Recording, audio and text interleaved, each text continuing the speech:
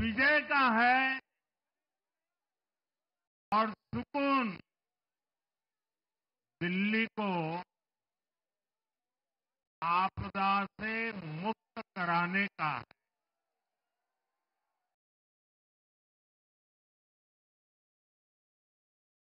साथियों, मैंने हर दिल्ली वासी के नाम एक पत्र भेजा और आप सबने हर परिवार में मेरा एक पत्र पहुंचाया था और मैंने दिल्ली से प्रार्थना की थी कि 21वीं सदी में भाजपा को सेवा का अवसर दीजिए। दिल्ली को विकसित भारत की विकसित राजधानी बनाने के लिए भाजपा को मौका दीजिए। मैं दिल्ली के हर परिवारजन को मोदी की गारंटी पर भरोसा करने के लिए दिल्ली वासियों को सर झुका करके नमन करता हूं।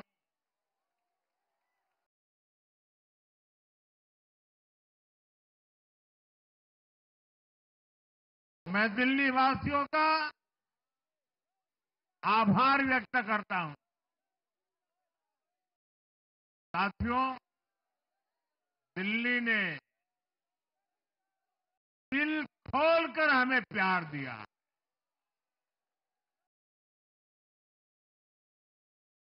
और मैं दिल्ली वासियों को फिर से एक बार विश्वास दिलाता हूं, आपके इस प्यार को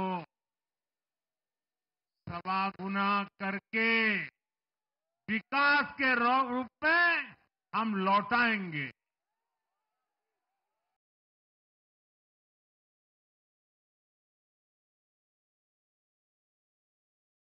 दिल्ली के लोगों का ये प्यार, ये विश्वास हम सभी पर एक कर्ज है। इसे अब दिल्ली की डबल इंजन सरकार, दिल्ली का डबल तेजी से विकास करके चुकाएगी।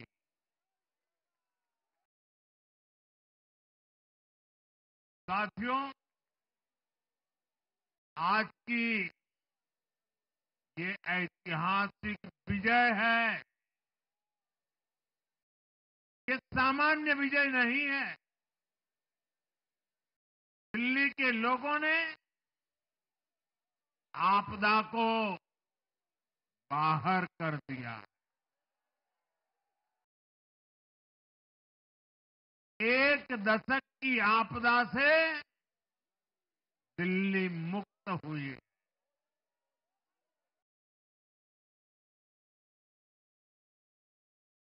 साथियों, दिल्ली का जनादेश स्पष्ट है।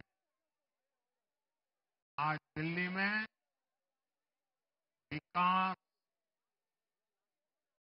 विजन और विश्वास की जीत हुई है।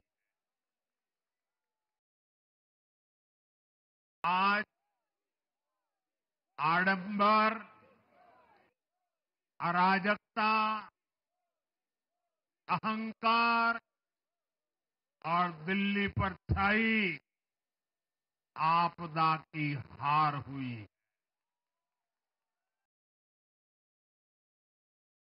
इस नतीजे में भाजपा के कार्यकर्ताओं की दिन रात की मेहनत, उनका परिश्रम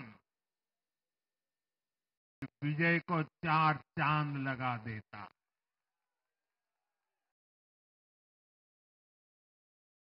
और आप सभी कार्यकर्ता इस विजय के हकदार हैं। मैं भाजपा के प्रत्येक कार्यकर्ताओं भी आप सबको ये विजय की बहुत बहुत बधाई देता हूं।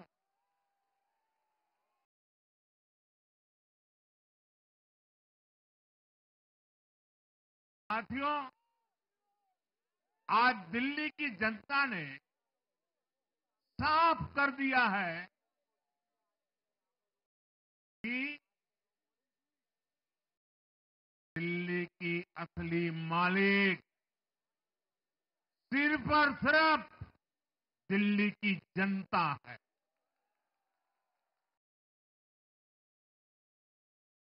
जिनको दिल्ली का मालिक होने का घमंड था, उनका सच से सामना हो भी गया।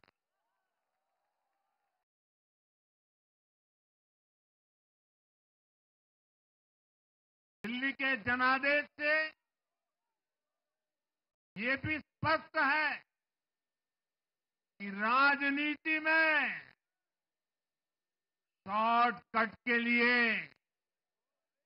झूठ और फरेब के लिए कोई जगह नहीं है।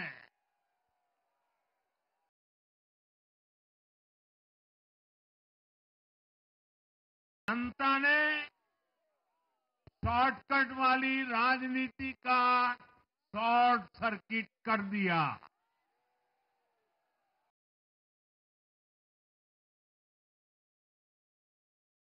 साथियों, दिल्ली के लोगों ने लोकसभा के चुनाव में मुझे कभी भी निराश नहीं की।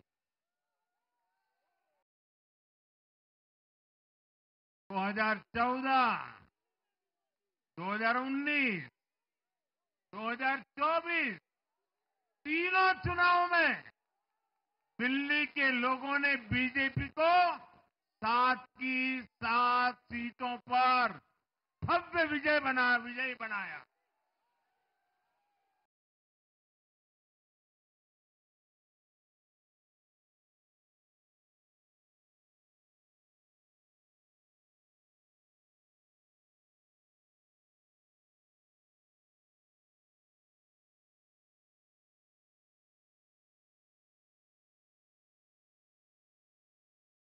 आप नीचे रहिए, औरों को परेशानी हो रही। आपका उत्साह मेरे सर आंखों पर, आपकी फोटो भी निकल चुकी है, वीडियो में आ चुका है। अब आप प्यार से बैठिए।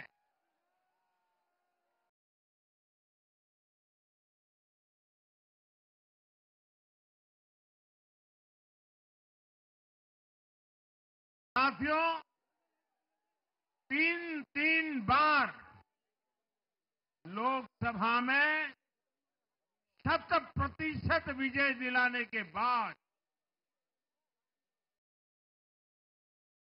लेकिन मैं देख रहा था देश भर के भाजपा कार्यकर्ताओं के और दिल्ली के कार्यकर्ताओं के मन में भी एक टीस थी, एक कसक थी। ये टीस दिल्ली की पूरी तरह से सेवा न कर पाने की थी। लेकिन आज दिल्ली ने हमारा वो आग्रह भी मान लिया। दिल्ली की युवा पीढ़ी 21वीं सदी में पैदा हुए साथी अब पहली बार दिल्ली में भाजपा का सुशासन देखेंगे।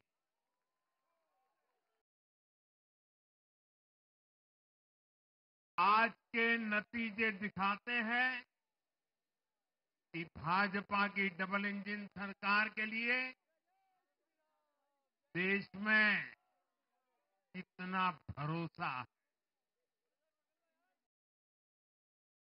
लोकसभा चुनाव के उसकी जीत के बाद हमने पहले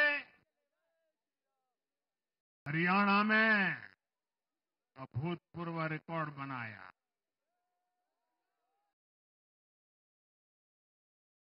फिर महाराष्ट्र में नया रिकॉर्ड बनाया। अब दिल्ली में नया इतिहास रच गया है। साथियों, आज के नतीजों का एक और पक्ष भी है। ये हमारा दिल्ली सिर्फ एक शहर नहीं है, ये दिल्ली मिनी हिंदुस्तान है।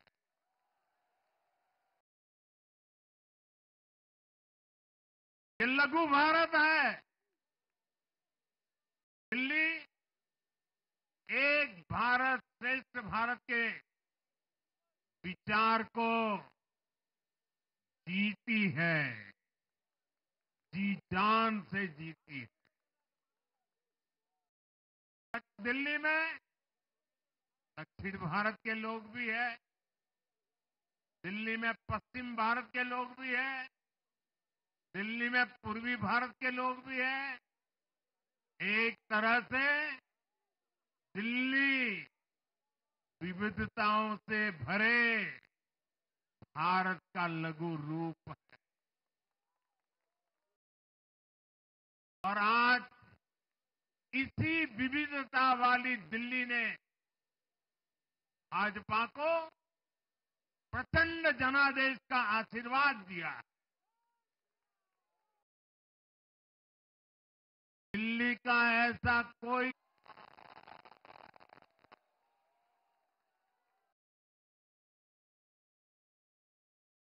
ये पूर्वांचल से मेरा अपनेपन का रिश्ता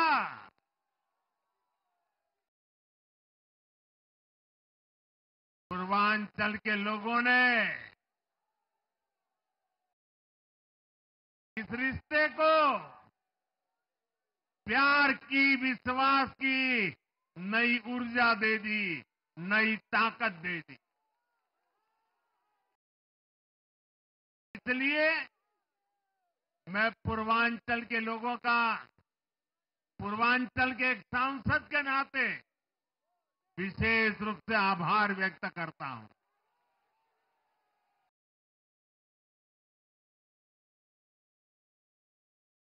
जब हर एक का साथ मिलता है तो हर दिल्ली वासियों को मेरी गारंटी है, सबका साथ, सबका विकास, पूरी दिल्ली का विकास। साथियों, दिल्ली के इस विजय उत्सव के साथ साथ आज अयोध्या के मिल्कीपुर में भी भाजपा को शानदार जीत मिली है।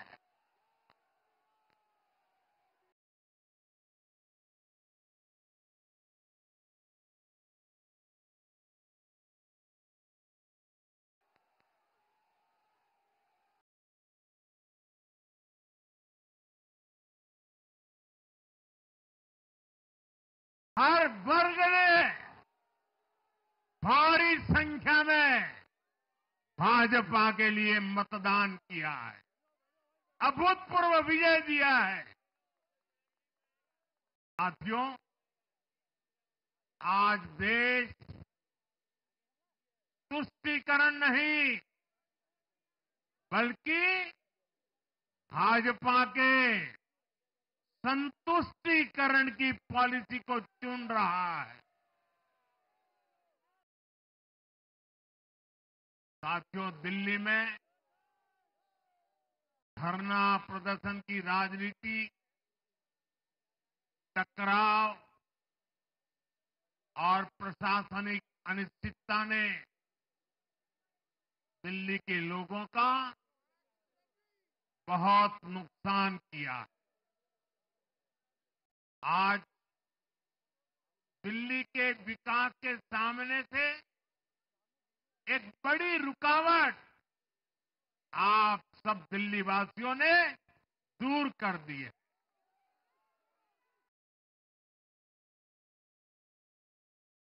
सोचिए कैसी राजनीति रही होगी, कैसी सोच होगी इन लोगों की। इन लोगों ने मेट्रो का काम आगे बढ़ाने से रोका। इन आपदा वालों ने झुग्गी वालों को घर देने से रोका। इन आपदा वालों ने आयुष्मान भारत योजना का लाभ भी दिल्ली के लोगों को मिलने नहीं दिया। अब दिल्ली के लोगों ने साफ संदेश दिया है, गवर्नेंस। और साथियों, दिल्ली ने देखा है पहले का जमाना, गवर्नेंस ये नौटंकी का मंच नहीं है। गवर्नेंस ये प्रचार का मंच नहीं है। गवर्नेंस ये प्रपंच का मंच नहीं है। अब जनता ने स्थिर और डबल इंजन की सरकार को चुना। हम पूरी गंभीरता से धरातल पर रहकर काम करेंगे। हम दिल्ली के लोगों की सेवा में दिन रात एक कर देने वाले लोग।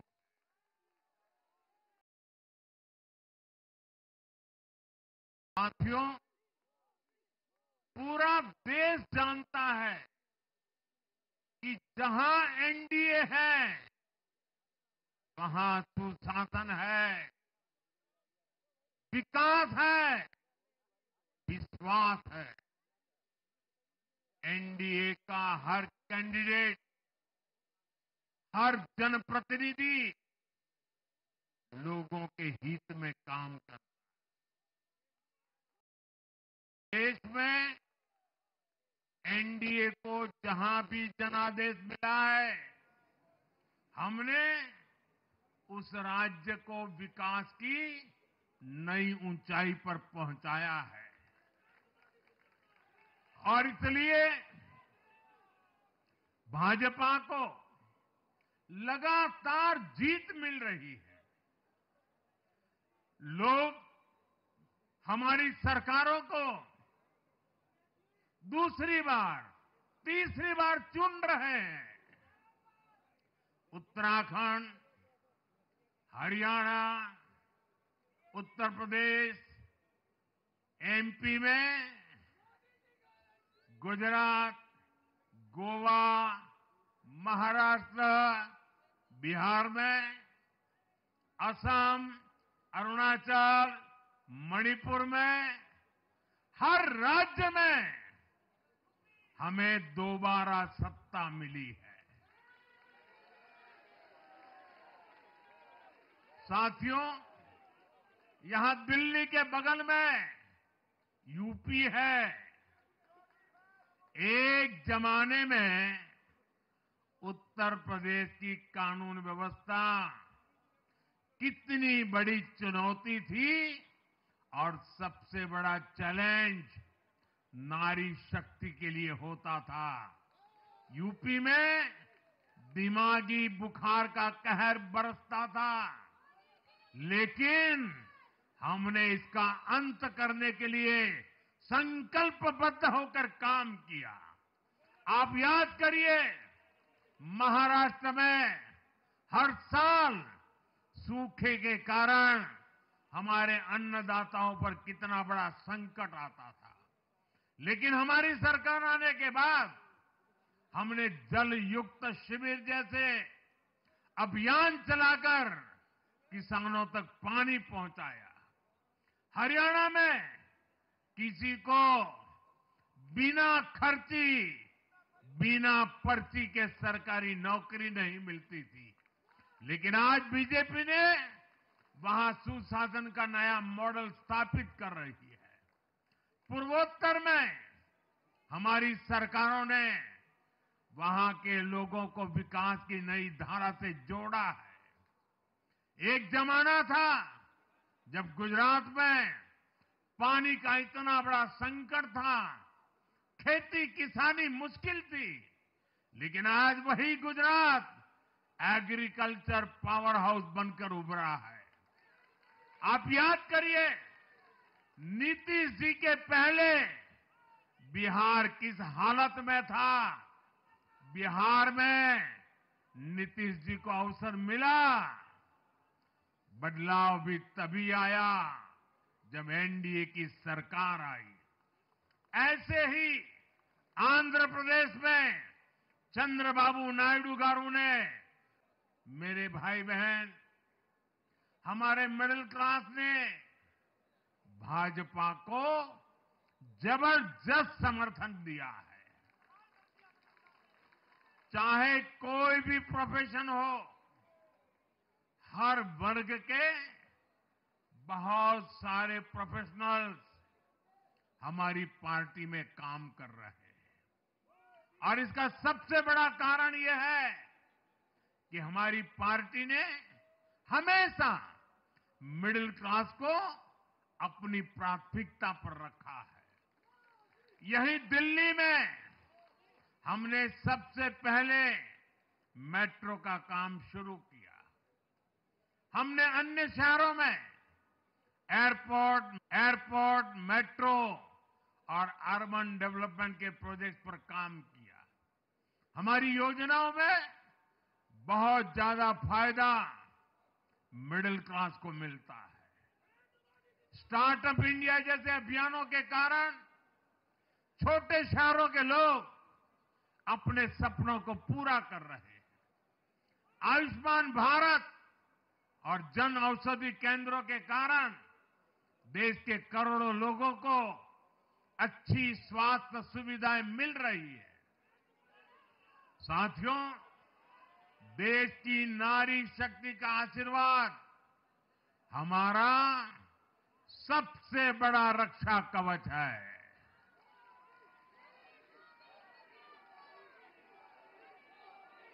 और आज एक बार फिर नारी शक्ति ने दिल्ली में मुझे अपना आशीर्वाद दिया है। चाहे उड़ीसा हो, महाराष्ट्र हो या हरियाणा हो, हमने हर राज्य में नारी शक्ति से किए हर वादे को पूरा किया है। आज इन राज्यों में करोड़ों माताओं बहनों को हमारी योजनाओं का लाभ मिल रहा है। मैं दिल्ली की मातृशक्ति से भी कहता हूं, चुनाव में उनसे किया वादा जरूर पूरा किया जाएगा। ये मोदी की गारंटी और मोदी की गारंटी यानी गारंटी पूरा होने की गारंटी। साथियों, टूटती सड़कें, कूड़े के ढेर, सीवर ओवरफ्लो और प्रदूषित हवा, दिल्ली की जनता इन सब समस्याओं से त्रस्त रही है। अब यहां बनने वाली भाजपा सरकार दिल्ली को विकास की ऊर्जा के साथ एक आधुनिक शहर बनाएगी।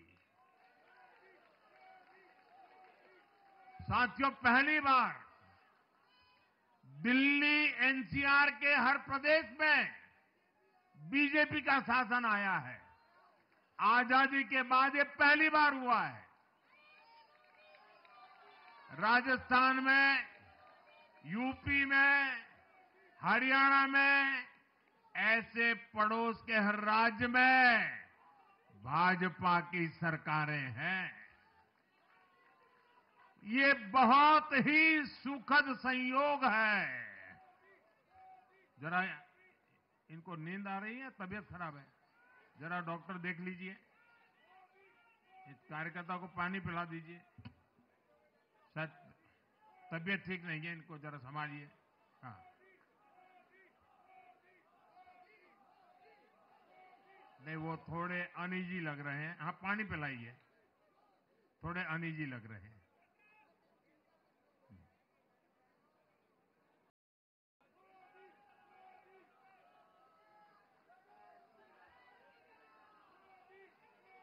साथियों, इन सभी क्षेत्रों में आजादी के बाद पहली बार एक साथ भाजपा की सरकारें हैं। इस एक संयोग से दिल्ली और पूरे एनसीआर में तरक्की के अनगिनत रास्ते खुलने जा रहे हैं।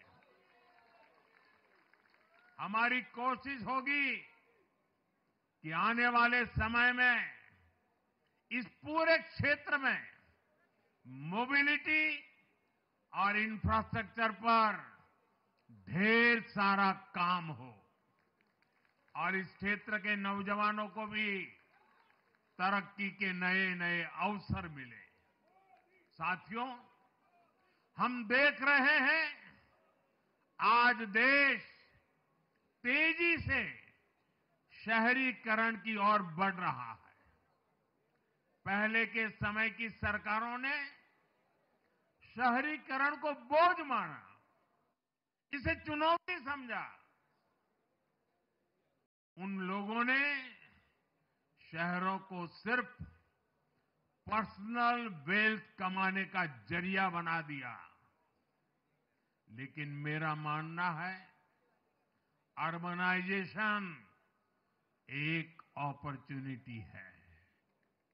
अर्बनाइजेशन गरीबों को, वंचितों को सशक्त करने का भी एक माध्यम है। दिल्ली भारत का गेटवे है और इसलिए इसे देश का सर्वश्रेष्ठ अर्बन इंफ्रास्ट्रक्चर मिलना ही चाहिए। दिल्ली के लोगों ने हाउसिंग सेक्टर में हमारा काम देखा है। लोगों ने सड़कों के लिए हमारी परफॉर्मेंस देखी है। अब हम दिल्ली वालों की आकांक्षाओं को पूरा करने में पूरी शक्ति से जुट जाएंगे। साथियों, दिल्ली का जनादेश विकास के साथ ही विरासत की समृद्धि के लिए भी है। गंगे च यमुने चैव गोदावरी सरस्वती कावेरी नर्मदे सिंधु, ये भारत का सांस्कृतिक और आध्यात्मिक उद्घोष है। मां यमुना हमारी आस्था का केंद्र है। तभी तो कहते हैं नमो नमस्ते यमुने सदा त्वम भवस्व में मंगल कारणम च। हम लोग हमारा सदा मंगल करने वाली यमुना देवी को नमस्कार करते हैं। लेकिन उसी यमुना जी की इन लोगों ने कैसी दुर्दशा कर दी। दिल्ली का तो अस्तित्व ही मां यमुना जी की गोद में पनपा है। दिल्ली के लोग यमुना जी की इस पीड़ा को देखकर कितना आहत होते रहे हैं, लेकिन दिल्ली की आपदा ने इस आस्था का अपमान किया। दिल्ली की आपदा ने लोगों की भावनाओं को, उनकी आस्था को पैरों तले कुचल दिया। अपनी नाकामी के लिए हरियाणा के लोगों पर इतना बड़ा आरोप लगा दिया। साथियों, मैंने चुनाव प्रचार के दौरान संकल्प लिया है कि यमुना जी को हम दिल्ली शहर की पहचान बनाएंगे।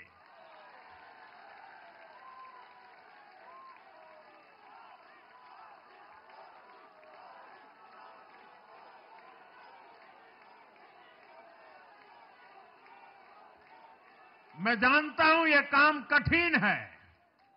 मैं ये भी जानता हूं ये काम बहुत लंबे समय का है। गंगा जी का देखिए, राजीव गांधी के जमाने से वो काम चल रहा है। समय कितना ही क्यों न जाए, शक्ति कितनी ही क्यों न लगे, लेकिन अगर संकल्प मजबूत है तो यमुना जी के आशीर्वाद रहने वाले हैं।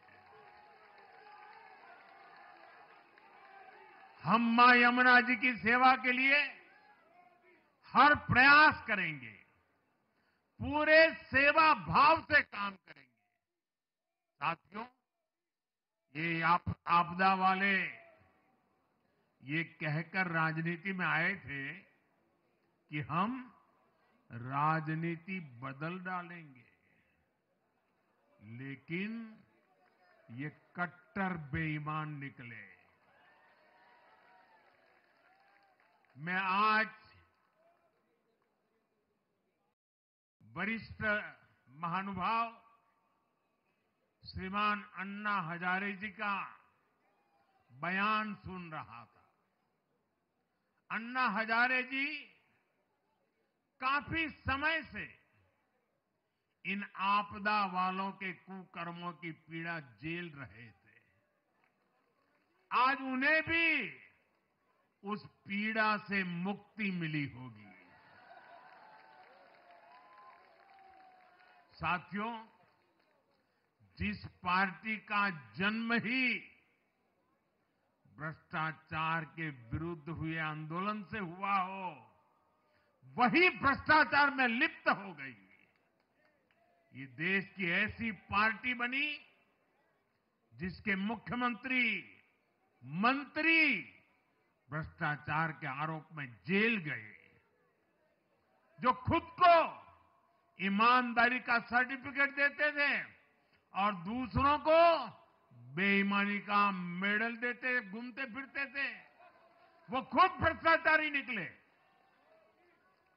ये दिल्ली के भरोसे के साथ बहुत बड़ा धोखा था। शराब घोटाले ने दिल्ली को बदनाम किया।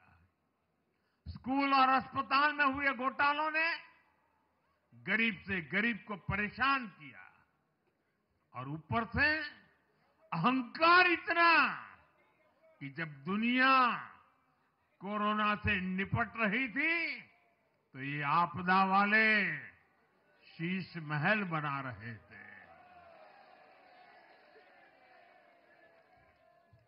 इन आपदा वालों ने अपने हर घोटाले को छिपाने के लिए रोज नई नई साजिशें रची।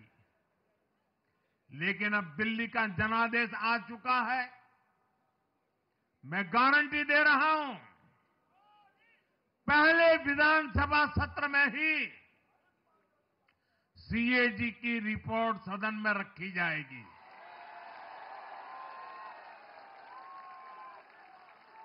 भ्रष्टाचार के हर तार की जांच होगी, और जिसने भी लूटा है उसको लौटाना पड़ेगा।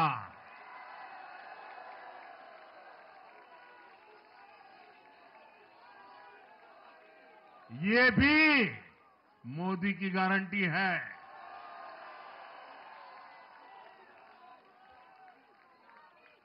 साथियों, आज जनता ने फिर एक बार कांग्रेस को कड़ा संदेश दिया है। दिल्ली के चुनाव में कांग्रेस ने जीरो की डबल हैट्रिक लगाई है। देश की राजधानी में देश की सबसे पुरानी पार्टी का लगातार दिल्ली में 6 बार से खाता नहीं खुल रहा है और ये लोग खुद को पराजय का गोल्ड मेडल देते फिर रहे हैं। सच्चाई ये है कि कांग्रेस पर देश बिल्कुल भरोसा करने के लिए तैयार नहीं है। पिछली बार मैंने कहा था कि कांग्रेस एक परजीवी पार्टी बन चुकी है। ये खुद तो डूबती है, अपने साथियों को भी डुबोती है।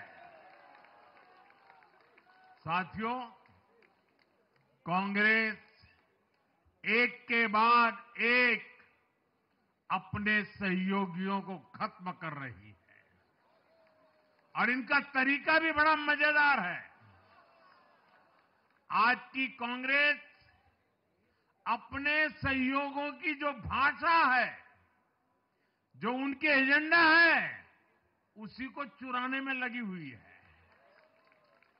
उनके मुद्दे चुराती है, फिर उनके वोट बैंक में सेंध मारती है। यूपी में कांग्रेस उस वोट बैंक को छीनने की कोशिश कर रही है जिस पर समाजवादी पार्टी और बीएसपी अपना हक मानती थी। मुलायम सिंह जी इसको बराबर समझ गए थे। इसी तरह तमिलनाडु में कांग्रेस आज डीएमके की भाषा डबल जोर से बोलती है। उनको डीएमके के वोटर को लुभाना करके खुद की हैसियत बनानी है। बिहार में भी ये कांग्रेस ही है जो जातिवाद का जहर फैलाकर अपनी सहयोगी आरजेडी का जो पेटेंट है, उसी जमीन को खाने में जुट गई है।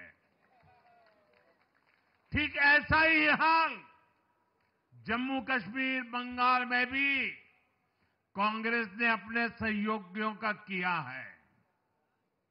अब आज दिल्ली में भी साफ हो गया कि जो भी कांग्रेस का हाथ एक बार थामता है, उसका बंटाधार होना तय हो जाता है।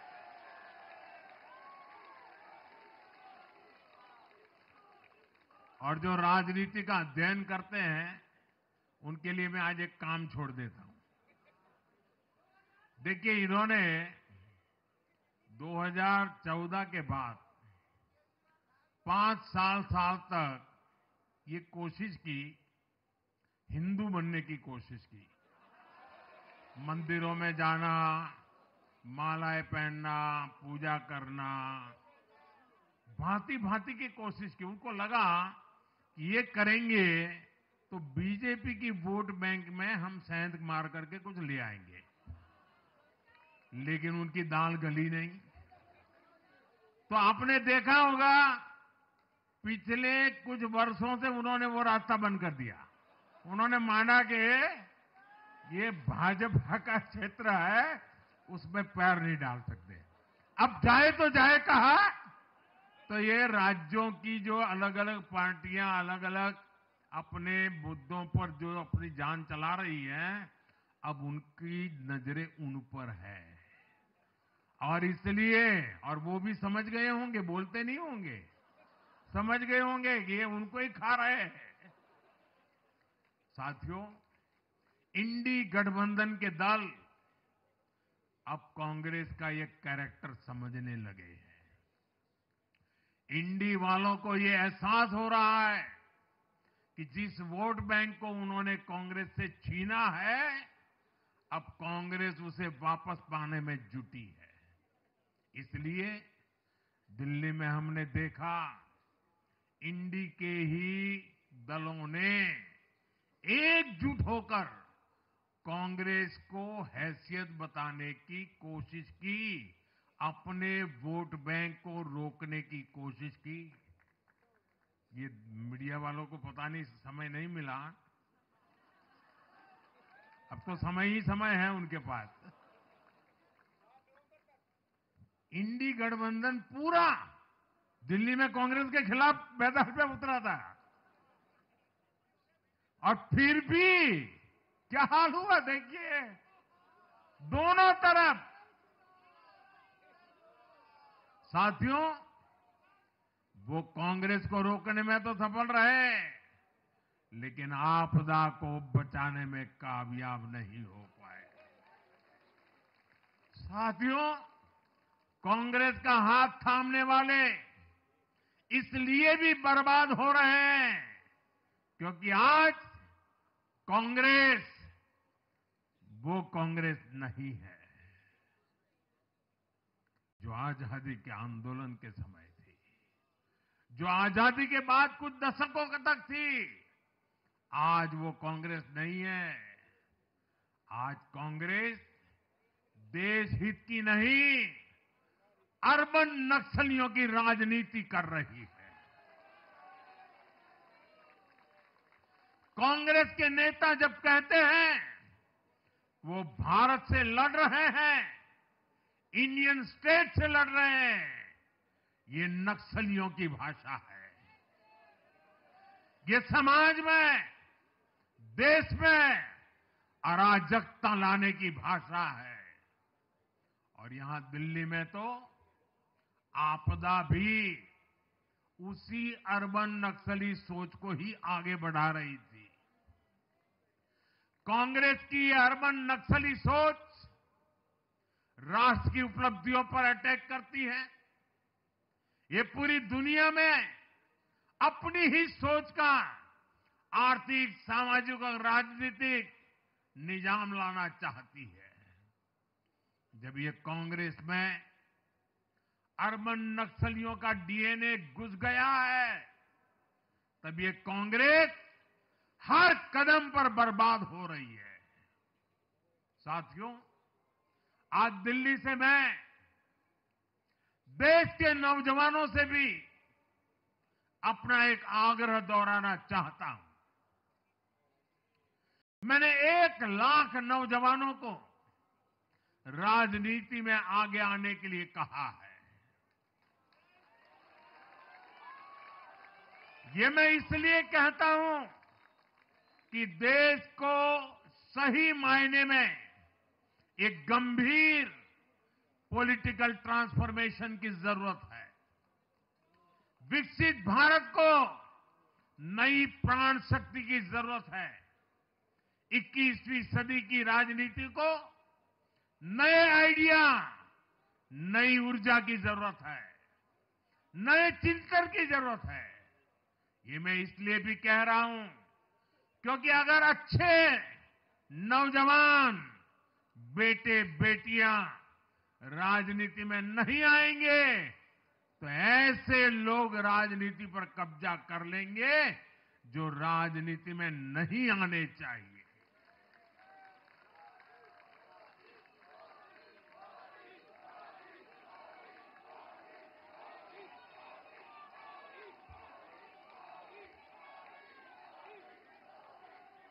साथियों, सफलता असफलता अपनी जगह पर है, लेकिन देश को धूर्तता और मूर्खता की राजनीति नहीं चाहिए। एक तरफ धूर्तता है तो दूसरी तरफ मूर्खता है।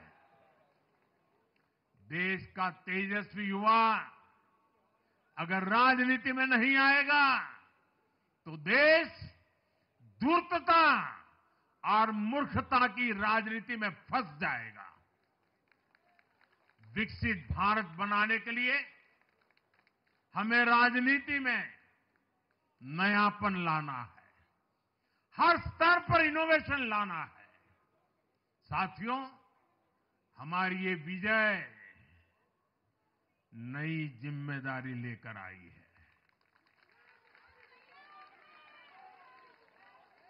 भाजपा रिफॉर्म और परफॉर्म की गारंटी देती है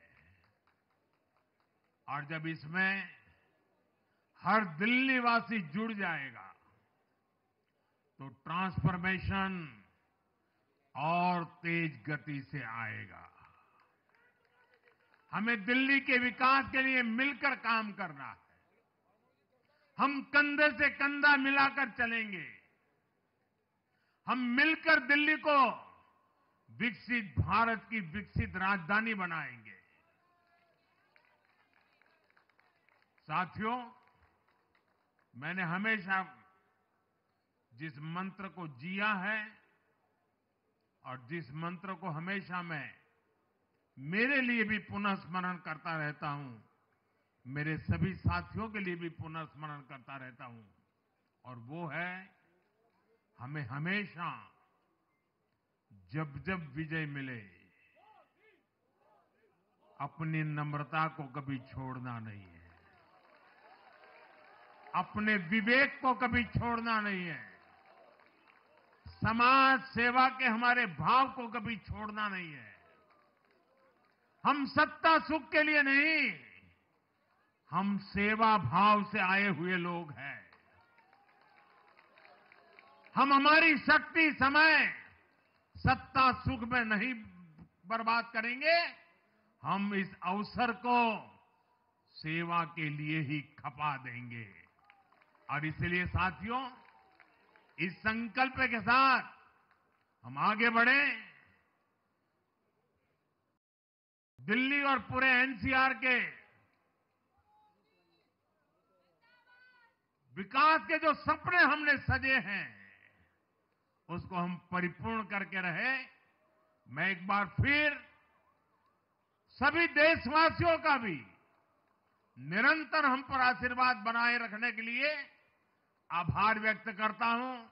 मैं दिल्ली वासियों का फिर से आभार व्यक्त करता हूं और आप सभी साथियों को हृदय से बहुत बहुत बधाई देता हूं। बोलिए यमुना माता की, यमुना मैया की, यमुना मैया की, यमुना मैया की, अम्या मैया की, यमुना मैया की, यमुना मैया की, भारत माता की, भारत माता की, भारत माता की। बहुत बहुत धन्यवाद।